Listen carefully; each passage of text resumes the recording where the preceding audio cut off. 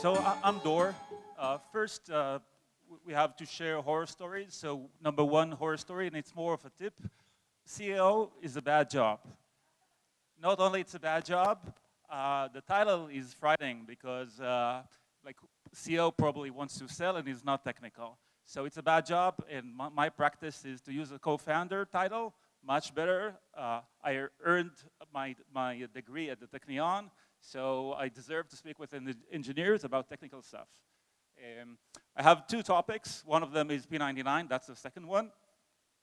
And the first is about ScyllaDB, like a short introduction. I close the loop here because lots of years ago I helped organize just one conference, and now we have the privilege to be a diamond sponsor, so super cool. Scylla is a very fast database company. We provide real-time for big data. Another small tip, if you pivot after a while, and we pivoted long ago, and you needed to decide a name for the project, make sure that once you do a super nice collaborative effort about the choice of the name, make sure that everybody really pronounce it verbally, because if it just stays on a Google Doc, you might get surprised at the end. And we turned this weird pronunciation of ScyllaDB into a benefit because we let our customers pronounce it, and if they run in Scylla in production, whatever they pronounce it, it's good enough. It's Scylla, Sheila, etc. So what is ScyllaDB? It's a fast database by the creators of the KVM hypervisor. My co-founder, Avi, had this wonderful design, also did the coding, and I did the management. So together, we're the creators of KVM, but we have many KVM engineers on board as well. Yeah, KVM was some project, but even databases are far more complicated than in a hypervisor. We learned that over the years. We brought a lot of ideas from the KVM hypervisor to the database space. It's not just a Cassandra rewrite in C++, but we also implemented a lot of algorithms over the years, and we have an open source enterprise and database as a service version. We are also compatible with Cassandra and DynamoDB. It's a drop-in replacement. Oh, one more thing, we're an Israeli company, yeah. So Kahol Lavan is a thing if you need a database, buy Kahol Lavan.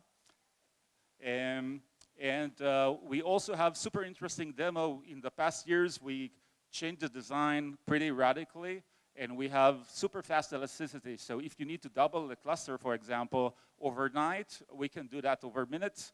And we have a demonstration at our booth, super technical, not salesy at all. So why Scylla in one sentence? We give you the power of Cassandra, everything Cassandra can do, at the speed of Redis, like almost maybe a couple of 100 microseconds slower, and the usability of DynamoDB and better with elasticity and manageability. And you can run as many zones as you need, as many regions as you need, super fast, and the performance comes to you automatically tuned. We hate configurations. Like it sucks when there are so many non-default parameters. It's just awful. And we have, probably you've heard about these customers of ours, but there's many others. In the architecture of ours, we have two unique things. We have plenty of other things, but if you need to remember two, and also these two are pretty unique and distinct, we have a shard per core architecture that allows us to horizontal and vertical scale. It comes into play in the form of two sharding levels. Level number one, we shard the cluster from cluster to nodes like everybody do, like on this one on the left. And level number two, within every server, we shard it to the number of cores. So if you have a 32-way machine, we'll have 32 shared nothing threads running on that machine. And this is how one of the benefits of fast throughput and low latency comes into play. The other one is our schedulers. We need to run multiple workloads. Some of them are real-time and OLTP. Some of them are analytics, like OLAP. And also, while your database serves requests in milliseconds, we also need to scale the cluster, deal with node failures, zone failures, et cetera, et cetera. So our database has lots of challenges to serve requests as fast as possible, but evict terabytes of data all the time. So, and it's challenging in terms of resource constraints.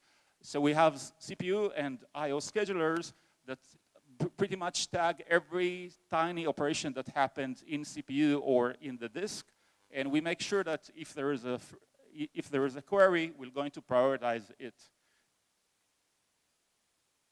Oh, and that allows us to do things like run a 180 terabyte node in a single machine. Tesla runs it, or 256 core machines, fully scalable, clusters of hundreds of nodes, and also we have the opposite way around, where 10,000 clusters that Palo Alto Networks run, for example. So a quick question, and it will be quick, because number one, we're high throughput, and number two, we're low latency, and number three, I just have 15 minutes for the presentation. So if you have the same amount of resources, let's say 100 CPUs and disks and memory, would you run, and where do you choose Scylla for this workload? Will you run lots of small machines or fewer large machines? And the answer is, since it's a low latency, you timed out, guys, so please be quick. The answer is few machines, because if you have few machines, let's think about maintenance operations, for example. If you need to reboot when you install a new version, a rolling reboot, if you have a 100-node cluster, you need a lot of time until this happens. If you have just 3 machines, this is way faster. Also, no noisy neighbors and no other things. We also demonstrate it. We're standing up behind our decisions and our algorithms. So we tested it on AWS, for example, with the i4i family. And we took multiple clusters, all of 3 nodes machines, small machines, large machines, where we populate the entire machine. And we tested how long would it take to do different operations on these clusters and whether we exploit the entire scale. And it worked. Now, I do not have time to actually go over the benchmark, and nobody believes benchmarks, but you're welcome to visit our website and read. And in our case, our benchmarks are usually come with a GitHub, so you can review them well. And now I go to the other part of the presentation. So this was more of the sponsoring thing, and now we're more into the tech. Some of it is behind ScyllaDB, but some of it it's generic. As an open source fan, we do an annual conference. It's a virtual free conference called P99 Conf. You can visit the website, p99conf.io. It's not about product, not about selling. It's by developers for developers. And we host multiple workloads and multiple technologies on this event. Like Andy Pavlo, we had a conference a week ago, and Andy Pavlo was there talking about databases. And we also, it's not just about databases, it's also about operating systems. And these communities don't like each other. But we do talk about databases, about OS, about programming languages like Rust, and also JVM, and plenty of other frameworks. So I encourage you to tune into that community. We had 26,000 registrants in last week's event. And also those videos are available for you to consume at your will. So I'm here to talk about our journey to make Scylla a fast database with low latency. And this is a struggle. It's a Sisyphean effort to shave more milliseconds and microseconds from the queries. It's a thing that we've been doing for the past 9 years, They say it takes 10 years to develop a file system. I really hope that it also takes 10 years to develop a database, because we're almost there. But it's a long journey. So if you think about the different sources of latency, we grouped them by 3 classes. So number 1 is speed mismatch. Speed mismatch can come from a variety of things. Many times it will come from the disk and the CPU, or the disk and the memory. Obviously there is a big mismatch, but it can be a speed mismatch between, or resource mismatch between every 2 components you have in the system. And how will it come into play? Like sometimes the system will be fast and sometimes it will be slow. The average can be, the mean can be good, but the median, the median can be okay, but it will trash the mean because of a really bad P99, like 22x in this case. Why? Because once the slow resource becomes a bottleneck, boom, your performance go down the drain. So it's like hitting a wall, and where do you hit the wall? Either in the north or when you have these types of things, because the CPU and the I/O, or the RAM and the I/O are very different types of resources, and also the access pattern is pretty different when you access those. How we handle it? Usually the best thing to handle it is by admission control. And admission control all the time, not only when it's too late.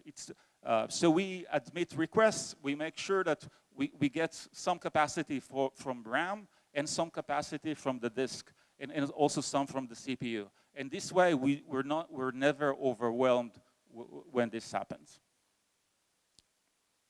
Class number 2, lack respect for limits. Who saw this problem come into play in real life?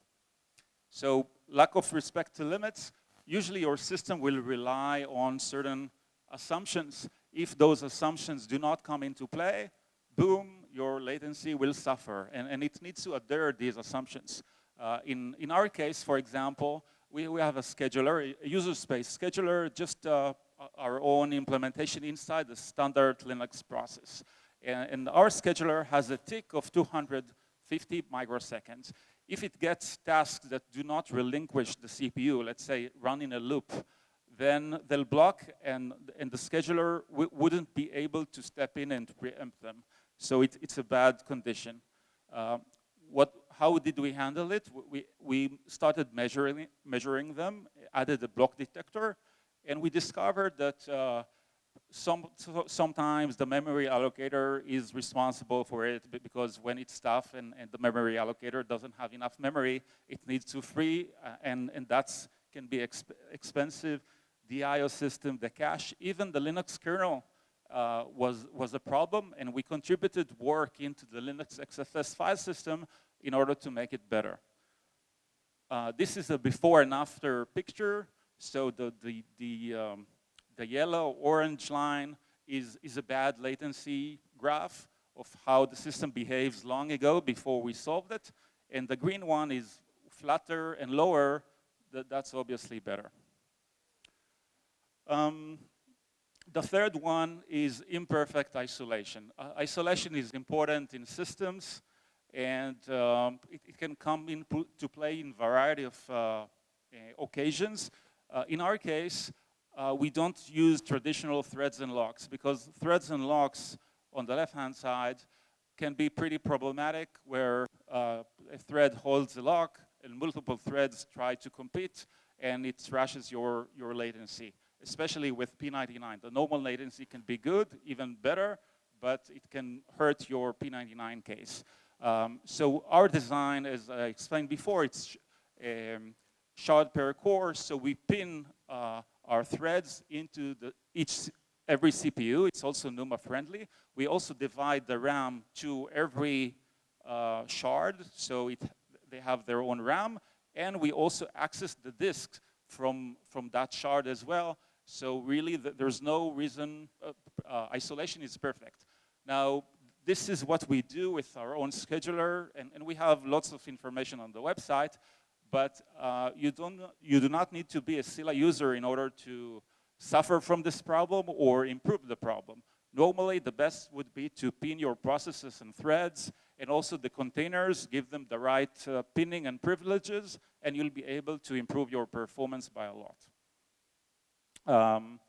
I talked before about the IO scheduler, but I see I'm running out of time, so talk with us if you'd like to know more. So to summarize, where do latency come from? Low latency answer. It comes from everything. Actually, I lied. It's not just these 3 classes. It comes from pretty much everywhere. The disk, the CPU, even the culture. So we have internally P99 culture, and we measure everything, and also run performance regressions in order to check that it behaves as it should be, and we have these weekly reports. And besides that, sometimes it's not just about you. It's sometimes about your customers and users. They need to use the system as it's supposed to be. So we have in our Grafana dashboard, we have an advisor that helps the user to see if they run something that shouldn't be run with the right distribution or etc. So to summarize, how do we call a distribution where the average latency is way lower, or the P99 latency is way higher than the average latency? How do we call it at Scylla? Zipian, maybe not. So we call it a bug. Thanks for listening. I know it was fast, and we're around if you like to chat.